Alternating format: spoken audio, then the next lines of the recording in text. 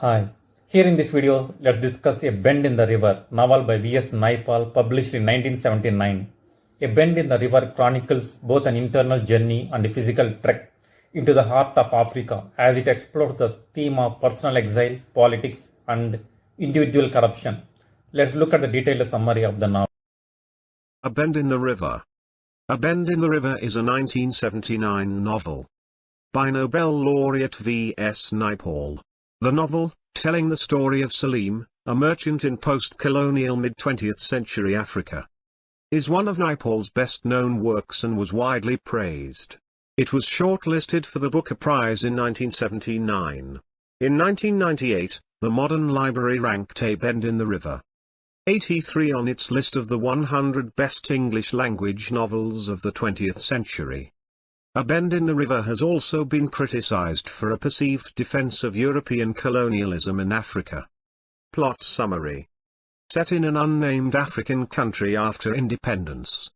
The book is narrated by Salim, an ethnically Indian Muslim and a shopkeeper in a small but growing city in the country's remote interior. Salim observes the rapid changes in Africa with an outsider's distance. Salim grows up in the community of Indian traders on the east coast of Africa. Feeling insecure about his future in East Africa, he buys a business from Nasruddin in a town at a bend in the river in the heart of Africa. When he moves there he finds the town decrepit, a ghost town. Its former European suburb reclaimed by the bush, and many of its European vestiges ruined in a rage by the locals in response to their suppression and humiliation during colonial times. Old tribal distinctions have become important again. Salim trades in what people in the villages need: pencils and paper, pots and pans, other household utensils. Soon he is joined by an assistant, Meti, who comes from a family of house slaves his family had maintained in the East. One of his steady customers is Zabath, a marchand from a village and a magician too. Zabath has a son, Ferdinand, by a man of another tribe, and asks Salim to help him get educated. Ferdinand attends the local lycée run by Father Huysmans, a Belgian priest who collects African masks and is considered a lover of Africa. Life in the town is slowly improving. Salim's decision to move there seems to be vindicated when he learns that the Indian community on the east coast is being persecuted, but he still does not feel secure. Mahesh says of the local Africans that they are Malans, because they lived with the knowledge of men as prey. A rebellion breaks out and the Indian merchants live in fear. Soon white mercenaries appear and restore order. After peace has returned, Father Huysmans goes on a trip. He is killed by unknown assailants and nobody cares. Afterwards his collection of African masks is denounced as affront to African religion. An American visitor pillages most of the masks and ships them home as the richest products of the forest. The town now develops into a trading center for the region. Government agencies spring up. European salesmen and visitors arrive.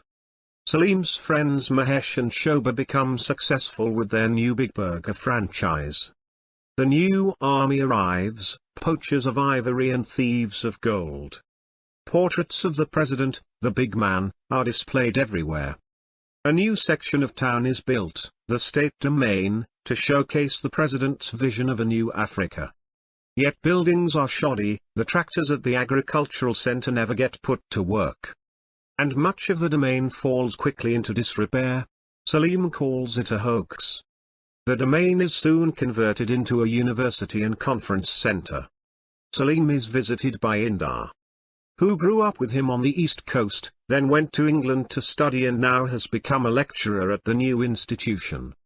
He takes Salim to a party in the domain to meet Yvette and Raymond. Raymond had been the advisor and mentor of the president.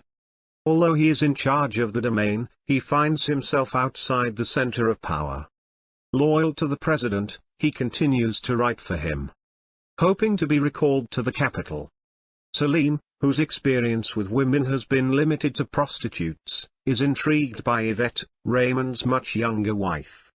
Later, after Indar departs with the steamer, Salim and Yvette start an adulterous affair right under Raymond's eyes. Eventually the liaison breaks down. Selim hitting her and spitting on her between the legs. Raymond's attempts to please the big man are not successful. Instead the president publishes a very small, brief book of thoughts, maxims. 2 or 3 thoughts to each page, each thought about 4 or 5 lines long. Like others, Selim is forced to buy copies of the book for distribution. The local youth group displeases the president and is denounced in one of his propaganda speeches. As a result, unrest grows. Corruption and extortion become more prevalent, and the Liberation Army forms underground. They reject the president, his cult of the Black Madonna, his vision of Africa, and want to return to the truthful laws of the ancestors. Selim looks for a way out. He travels to London, where he meets Nasruddin. Nasruddin sold his business to Selim, moved to Uganda, left it because of persecution. Moved then to Canada, left it because of its capitalistic rapaciousness, and finally landed in London, where he became a landlord. He bemoans the lack of security for honest businessmen. There is no safe place. Selim becomes engaged to Nasruddin's daughter, but soon returns to his place in Africa. Upon arrival he learns that his business has been expropriated under the president's new program of radicalization and transferred to a local Theotime, a state trustee, is ignorant and lazy, and retains Selim as manager and chauffeur. Selim recognizes that all is lost. He has hidden some ivory on his property, but, betrayed by Meti, is found out and put in jail. He is presented to the commissioner, Ferdinand, who has moved up in the administration after receiving training in the capital. Ferdinand tells him that there is no safety, no hope, and that everybody is in fear of his life. We're all going to hell, and every man knows this in his bones. We're being killed. Nothing has any meaning. He sets Selim free and tells him to leave the country. Selim takes the last steamer before the president arrives. During the night there is a battle on the ship, as rebels try to kidnap it. The attack is repelled, but the attached barge, full of Africans, is snapped loose and drifts down the river. End of the summary. Thank you. Thank you.